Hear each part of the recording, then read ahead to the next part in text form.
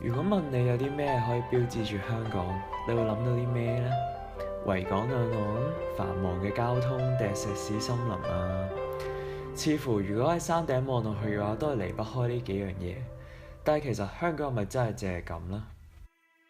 不如我哋一齊睇下呢個地方啦。咦，係傳統舊店喎，做啲咁得意嘅 graffiti 嘅。呢啲唔通就係平時啲人用嚟 post IG 嘅文青 cafe？究竟呢個寧靜得嚟又充滿文藝特色嘅地方喺邊呢？冇錯，其實呢度就係上環啦。遊走於上環，我哋似乎見到一啲平時喺鬧市入面見唔到嘅嘢喎。呢度冇名店，冇廣告，但反而就有一啲一早已經喺繁囂嘅城市銷聲匿跡嘅舊店，一啲有文藝特色嘅 cafe shop，同埋一啲有傳統特色嘅首飾。睇下先，地鐵站喺左邊。咦，咪住先，點解你行咗去右邊嘅？係一個外國人拖住隻狗仔喎，唔知一隻狗仔眼入面嘅城市又係點嘅呢？其實只要細心觀察，我哋會見到上環呢個地方有好多唔同嘅標誌啊、圖案等等，其實佢哋都係象徵住香港嘅文化。呢個地圖睇完你都唔知自己喺邊嘅。入到地鐵站，我哋又見翻我哋平時充斥住我哋城市嘅廣告牌。你睇下呢個廣告牌，又係呢啲嚟嚟去去都係咁。咦，佢咪就係唐先生？佢都走咗嚟賣廣告喎。左邊定右邊好呢？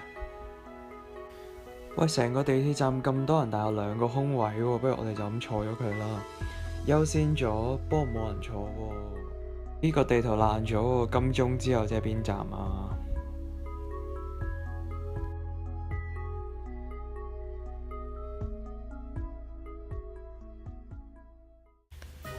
嚟到我哋嘅下一站旺角啦！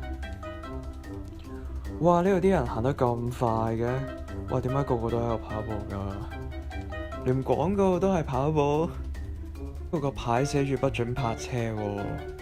喂，但係咁大架貨櫃車都係凍咗喺度嘅，仲有冇司機入面添？電話亭仲有用啲咁嘅嘢嘅咩？警察究竟係象徵住治安同埋和平，定係其實佢哋係公安呢？求其走入去一間店鋪度，見到佢哋嘅衫都比較特別，睇嚟可以用2個字形容 MK。咦，唇膏喎，女人世界，女人世界咪真係淨係可以女人去㗎？其實有時社會入面有好多 stereotype，68係咪就真係淨係女仔先可以入去嘅呢？其實男仔都一樣可以入去睇嘅喎，唔一定係買嘢俾自己嘅女朋友，其實可能係買嘢俾自己，或者自己有啲咩中意嘅嘢。但係好多時就因為佢哋做呢啲行為，佢哋俾人哋笑，俾人哋歧視。其實呢啲種種嘅事蹟，係咪代表咗香港根本就唔係一個咁文明嘅城市？人人平等呢啲價值又究竟去咗邊呢？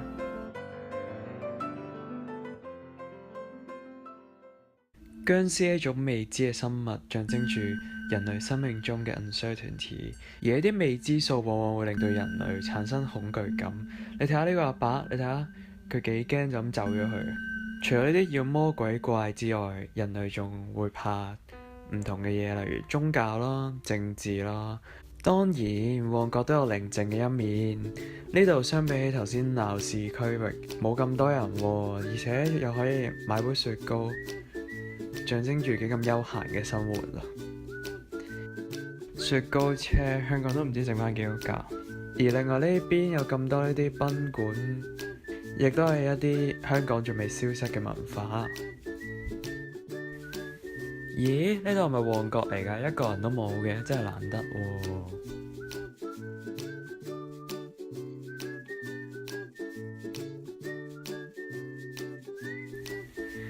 其實一路我哋見到旺角同頭先上環真係好唔同。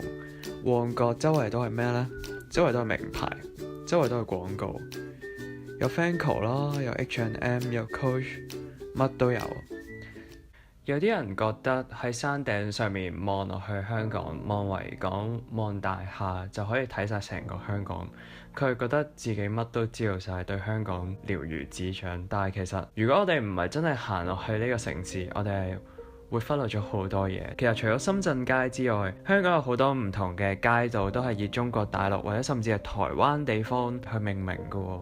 我哋而家行上天橋，又可以再用唔同嘅角度去重新認識呢個城市喎。既然喺呢個地方有老夫子牌喎，唔行上嚟真係睇唔到喎。咁得意嘅呢個標誌又係咩意思呢？有人話香港係一個 City of Sign， 但係咪應該係時候反思一下，究竟有幾多香港人真係有留意呢啲香港嘅 sign 呢？唔單止係真正嘅牌㗎，甚至只係一啲 implicit 嘅象徵。奧運站係咩地方嚟㗎？其實唔講唔知啊，好多地鐵站名都係亂咁改嘅。奧運喺邊度？其實奧運咪就係大角咀咯。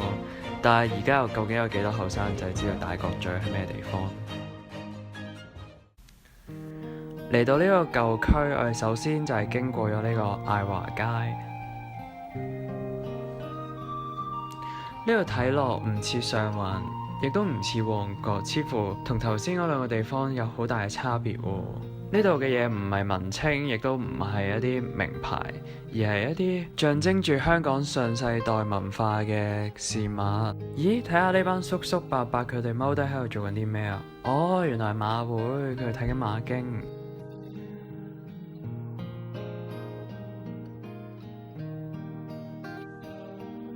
再之後我哋嚟到呢條咩樹街話，但係點解一棵樹都冇嘅？周圍行下揾下先，樹啦，冇喎。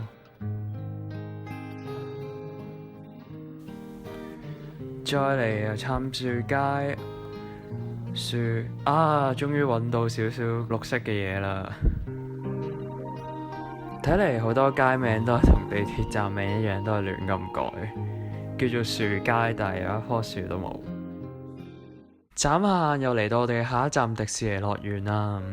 我哋今日去咩地方呢？今次呢個小熊維尼歷險之旅帶俾我哋嘅係一個虛幻世界喎，入面象徵住嘅唔係我哋日常生活真係會見到嘅，入面象徵住嘅係一個又一個小朋友幻想出嚟嘅童話世界，同埋唔同嘅卡通人物。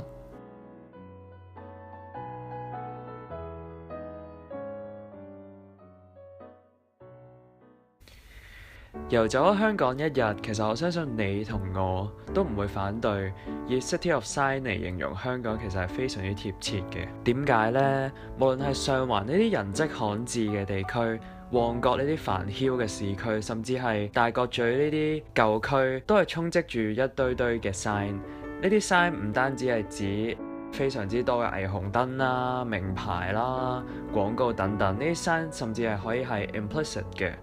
而往往好多身為香港人嘅我哋都會忽略咗呢啲 sign 背後嘅意義。好多時當人哋問我哋究竟香港係一個咩地方嘅時候，我哋就會話國際大都會咯。但係今次我哋用咗一日嘅時間嘗試去 walk into the city， 我哋見到嘅嘢非常之唔同，親身體會到香港點樣為之一個 city of sign， 咁多林林總總嘅 sign 點樣可以代表到香港。希望我哋今次嘅一日遊可以令到你同我都發現香港唔淨止係代表住一個國際金融大都會。